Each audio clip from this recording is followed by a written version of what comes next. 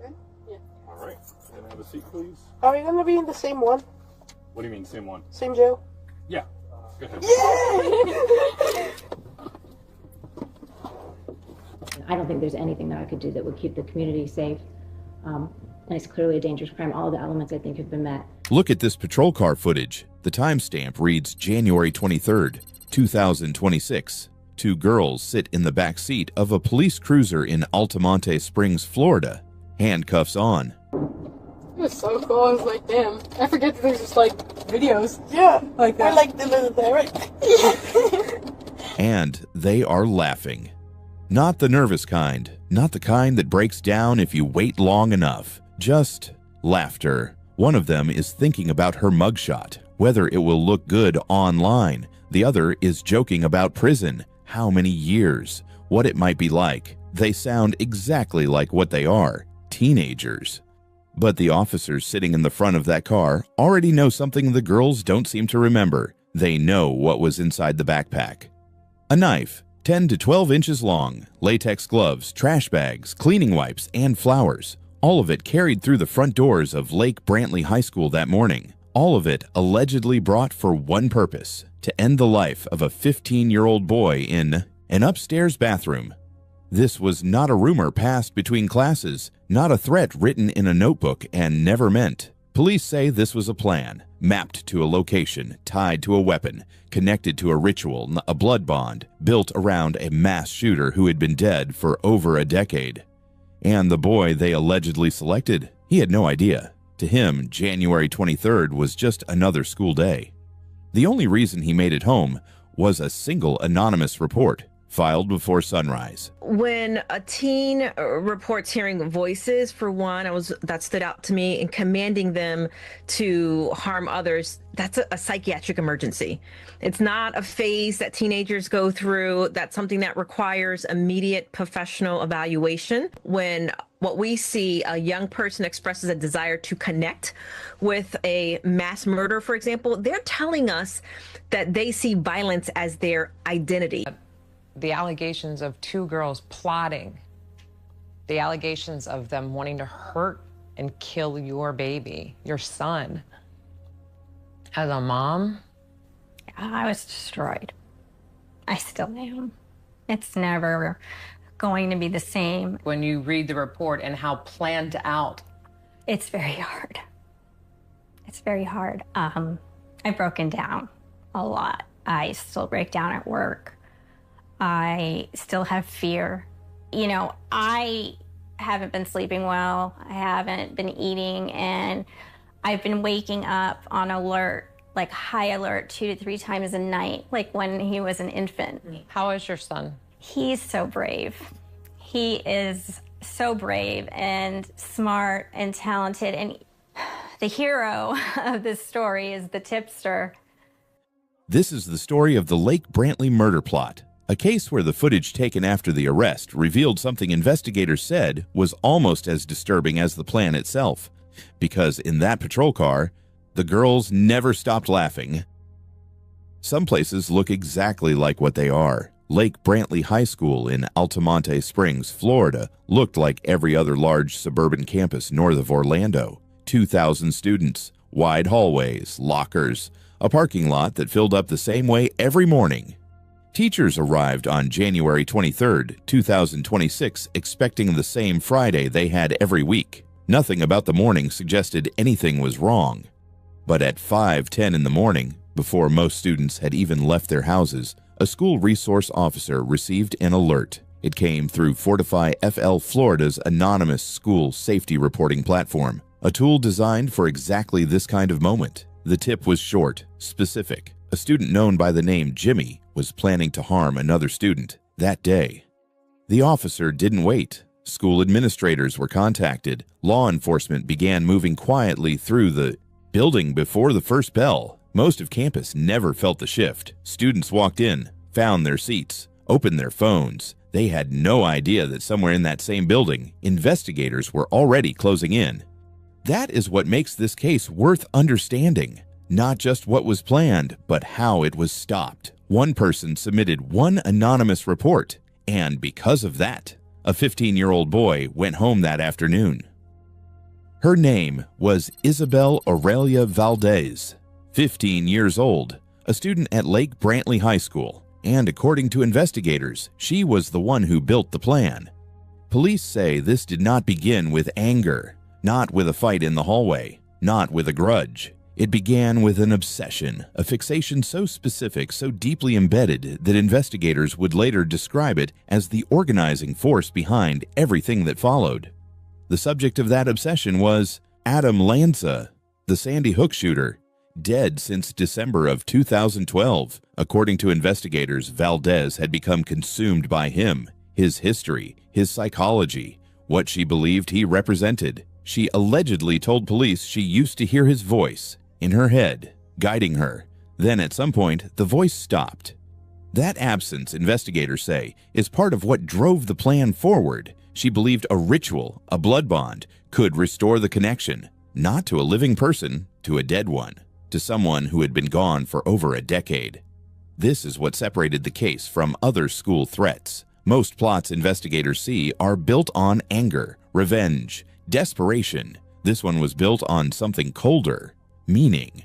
Valdez allegedly believed the act would carry spiritual weight, that it would open something, restore something. Fantasy had become intent, and intent had become a plan. He was 15 years old, a classmate, a boy who walked the same hallways, sat in the same kinds of plastic chairs, moved through the same daily rhythms as everyone else at Lake Brantley High. Authorities have never released his name. He is a minor, and in many ways, that anonymity tells the most important part of his story. He did not know he had been selected. Investigators say he had no history with Valdez, no conflict, no confrontation. He was not chosen because of anything he had done. He was chosen, according to investigators, because of what he looked like, because police say Valdez believed he resembled Adam Lanza. That detail lands differently the longer you sit with it. In most cases of planned school violence, there is a relationship, a grievance, a specific wound being answered. This was not that. The boy was selected for a reason that had nothing to do with him at all. He was a symbol in someone else's private world, and he had no idea. Investigators say Valdez allegedly observed him, tracked his patterns, learned enough about his routine to know where he would be and when. He moved through his school days the way any 15-year-old does, unaware, unbothered. January 23rd was supposed to be an ordinary Friday. For him, it still was. He just never knew how close it came to being something else entirely.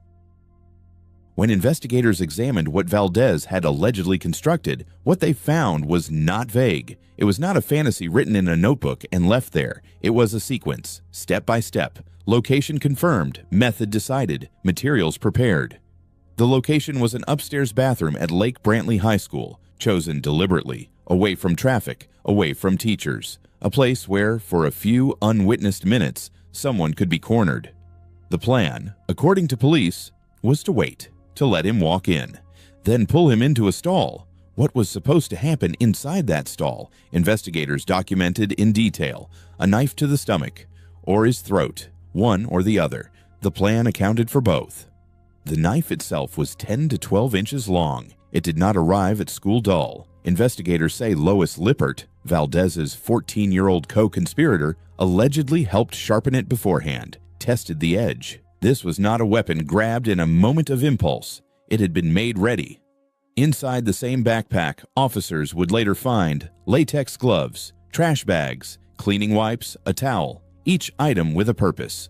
The gloves kept evidence off hands. The bags and wipes addressed what came after. Most violent plots investigators encounter are incomplete, emotionally charged, logistically hollow. This one had post-attack thinking built in. That is the detail prosecutors would return to again and again. Not just that the plan existed, but that she had already thought past it.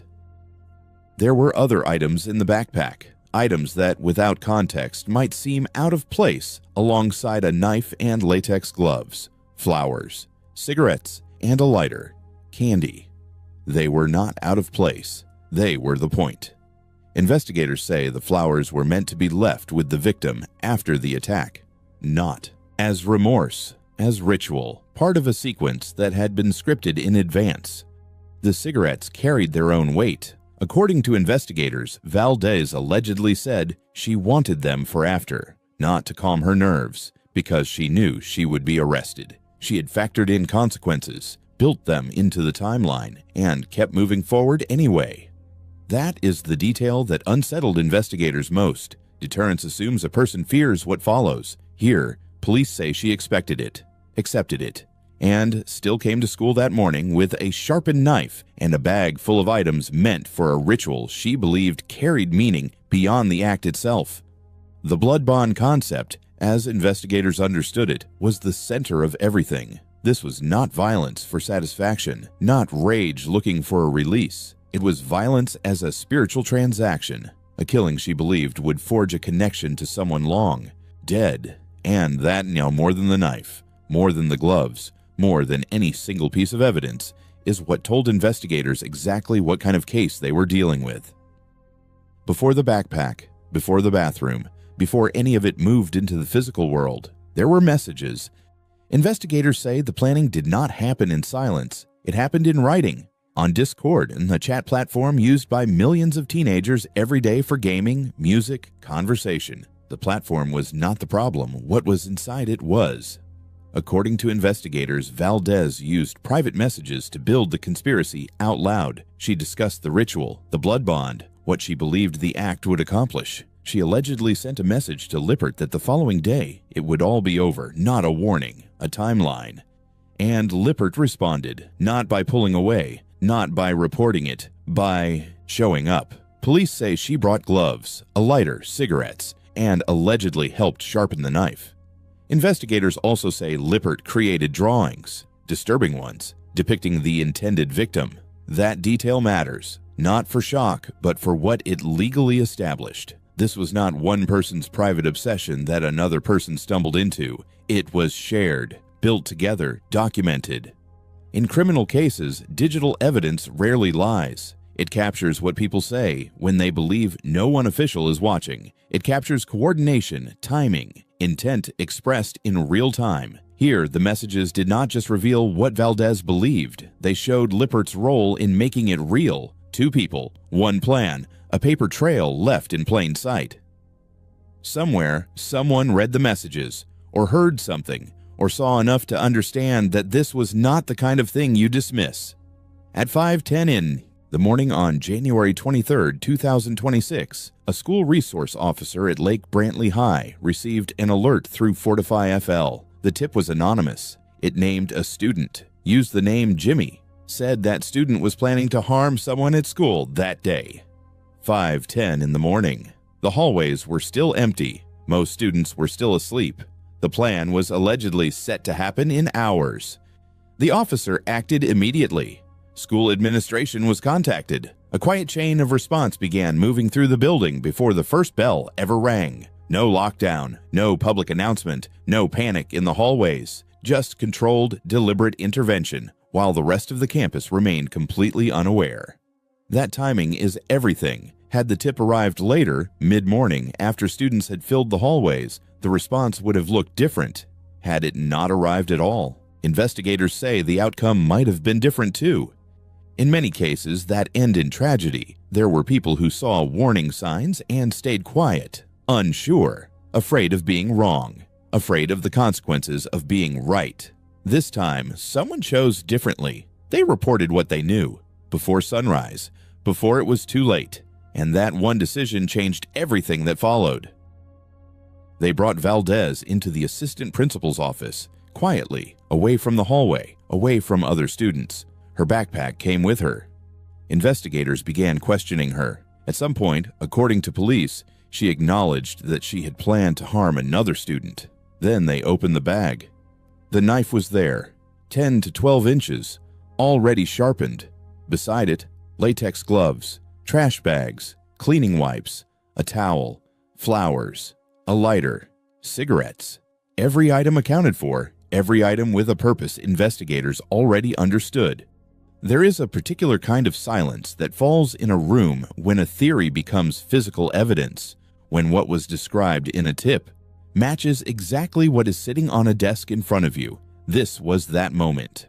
The case had shifted. It was no longer a report, no longer an allegation waiting on confirmation. It was real. The plan had not stayed in. Her head had not stayed in the messages. She had carried it through the front doors of Lake Brantley High School that morning.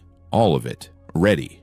And later, when that patrol car footage would show the girls laughing in the back seat, officers watching already knew what had been in that backpack. That is what made the laughter land the way it did. After the arrest, the cameras kept recording.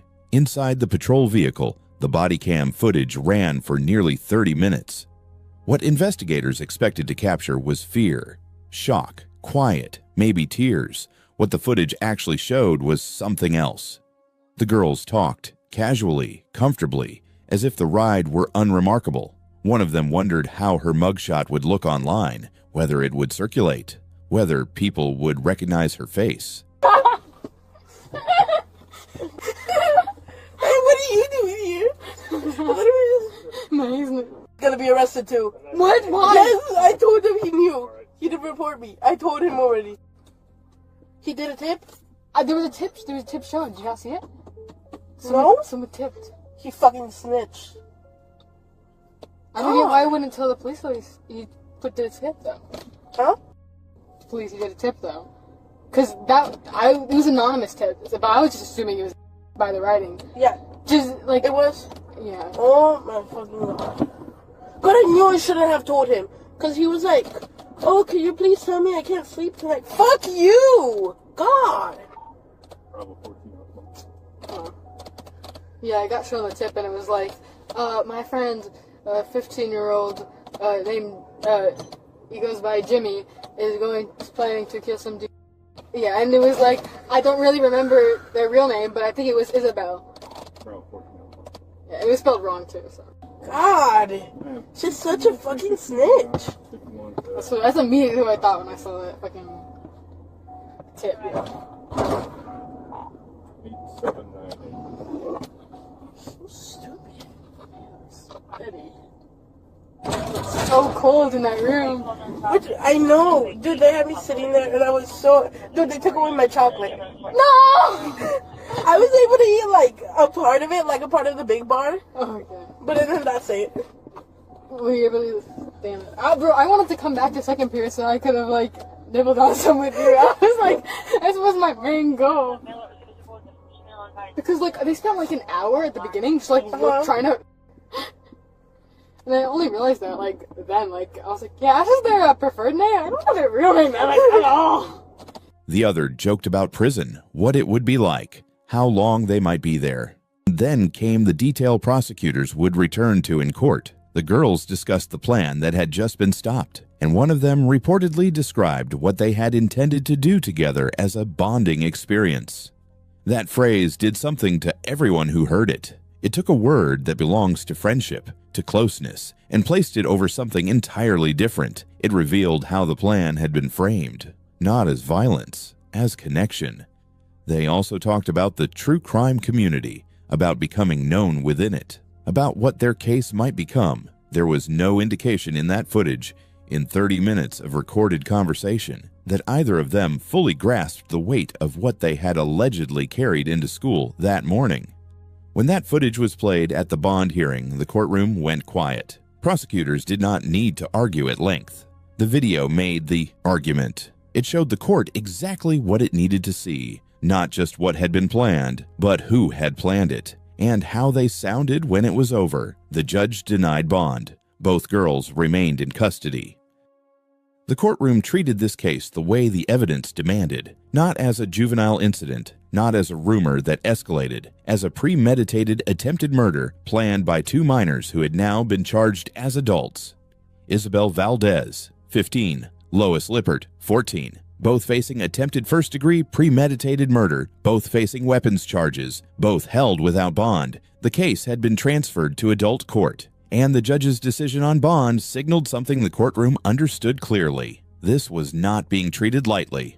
Prosecutors built their argument on 4 pillars: the planning, the physical evidence, the digital messages, and the footage. Each one alone would have been significant. Together, they formed a picture of premeditation that was difficult to argue against. The case moved beyond Florida quickly. The ages of the suspects, the Sandy Hook fixation, the ritual element, the body cam footage, all of it combined into something the national conversation could not easily set aside. People debated school safety systems, the reach of violent online subcultures, what it means when teenagers build this kind of plan, and how much further it might have gone. As of March 2026, both girls remain in custody, awaiting trial. No resolution yet, no final chapter written. But there is one detail that stays. A 15-year-old boy walked into Lake Brantley High School on January 23rd, not knowing his name had been written into someone else's plan, not knowing he had been watched, selected, mapped to a location and a time. He went home that afternoon because one person filed a report before sunrise, because a resource officer acted on it immediately, because the system worked exactly once, exactly when it needed to. That boy still has no public name. He is still a minor, still protected, and somewhere in Altamonte Springs, Florida, he is still just a teenager, living a life that almost became the center of someone else's story.